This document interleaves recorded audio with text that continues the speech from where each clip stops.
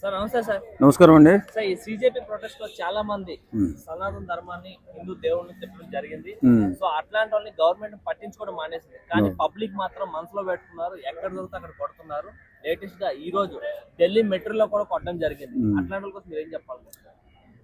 ఈ మధ్య దేశంలో అలజడులు ఎందుకులే, దేశం బాగుండాలి, దేశం సుభిక్షంగా ఉండాలి, దేశం ఎప్పుడు కూడా ఎలాంటి గందరగోళంలో ఉండకూడదని చెప్పి కేంద్ర ప్రభుత్వం ఎంతమంది దుర్మార్గులు అందులో పార్టిసిపేట్ చేసినా, ఎంతమంది దుష్టులు మన దేశాన్ని నాశనం చేద్దామనుకునేటటువంటి వాళ్ళు అందులో పాల్గొన్నా వాళ్ళని పట్టించుకోకుండా, సర్లే మన బిడ్డల భవిష్యత్తు కోసమే కదా వాళ్ళు ఉద్యమం చేసిందనే ఆలోచనతో కేంద్రం వెళ్ళిపోయినా, కానీ మన ధర్మాన్ని, మన సనాతన ధర్మాన్ని, అలాగే మన దేవుళ్ళను ఉచ్చనీచాలు లేకుండా కులాల మధ్య చిచ్చు పెట్టాలని, మతాల మధ్య చిచ్చు పెట్టాలని, దేశం అల్లకల్లోలంగా మారాలని చేస్తున్నటువంటి కుట్రల్ని జనాలు జీర్ణించుకోలేకపోతున్నారు.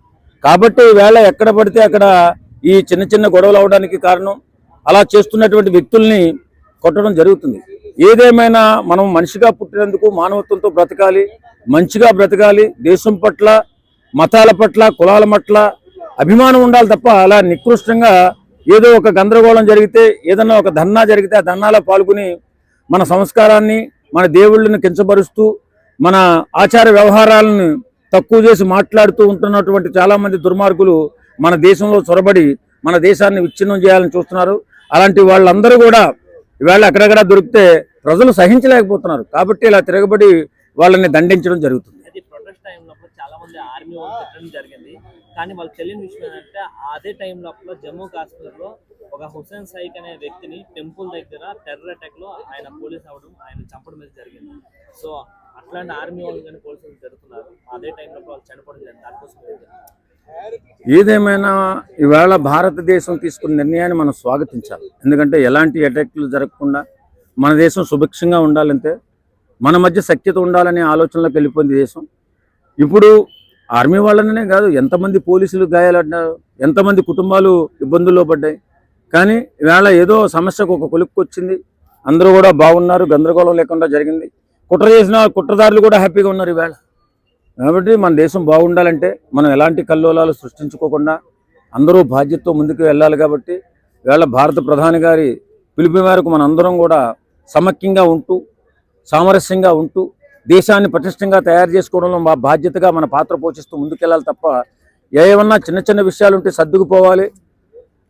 ఇలాంటి సమస్యలు సృష్టించకుండా ఉంటే బాగుంటుందేమో నా అభిమతం.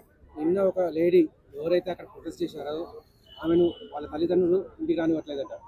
ఇటువంటి శుభపరిణామాలు అంటారా లేక శోచనీయమంటారా?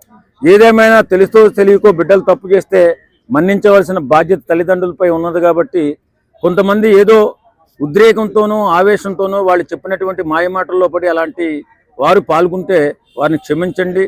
మన దేశ ప్రధాని గారే వేళ మన బిడ్డలు చేసినటువంటి తప్పులను క్షమించి, అలాగే అందులో ముస్కరులను కూడా క్షమించారు. అలాంటిది మన బిడ్డలను మనం క్షమించలేమా? కాబట్టి విడిచిపెట్టండి. మన మంచికే అంతా అని చెప్పి అనుకోవాలి. ఏదేమైనా మతాల మధ్య, కులాల మధ్య సఖ్యతగా ఉంటే మన దేశం అభివృద్ధిలోకి వెళ్ళడానికి అవకాశం ఉంటుంది తప్ప మనం కీచులాడుకుంటూ, గొడవలు పెట్టుకుంటూ, గందరగోళం సృష్టించుకుంటే మన దేశం అభివృద్ధిలో కూడా వెనకబడే ప్రమాదం ఉంది. కాబట్టి ముందు మనకు కావాల్సింది మన దేశ అభివృద్ధి, మన బిడ్డల భవిష్యత్తు. కాబట్టి అందరూ కూడా ఈ జరిగిన పరిణామాలను దృష్టిలో పెట్టుకుని ఇంకా అల్లరి లేకుండా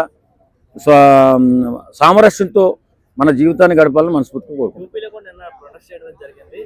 ఢిల్లీలో అలా చేసాం, అలా చేద్దాం అనుకొని ఎలా అయితే మోదీని ఎలా తిట్టారో అలానే యోగిని కూడా తిట్టడం జరిగింది.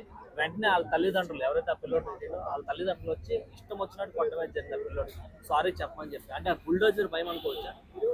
కాదు, ప్రేరేపించినటువంటి వ్యక్తులు ప్రేరేపిస్తూ ఉంటారండి. దానికి కొంతమంది ఎడిక్ట్ అయిపోతుంటారు. వెళ్ళిపోయి వాళ్ళు చెప్పింది నిజమేననేటటువంటి ఆలోచన, అంటే వయసు తక్కువ 20-25 సంవత్సరాల మధ్య ఏ అవగాహన ఉంటుంది? అవగాహన లేకుండా ఎవరో ఏదో చెప్పిన దాన్ని పట్టుకుని మన దేశ ప్రధానినో ముఖ్యమంత్రిని తిట్టినప్పుడు, అక్కడ ఏదైనా ఇష్యూ అయినప్పుడు తల్లిదండ్రులు ఇబ్బంది పడతారు. కాబట్టి ఇలాంటి ఇష్యూస్లో పాల్గొనకుండా చేసే బాధ్యత, వాళ్ళని కౌన్సిలింగ్ పిలిచే బాధ్యత చేయాలి తప్ప వాళ్ళని ఎక్కువగా దండించకూడదని చెప్పి కోరుకుంటున్నాను. Thank you.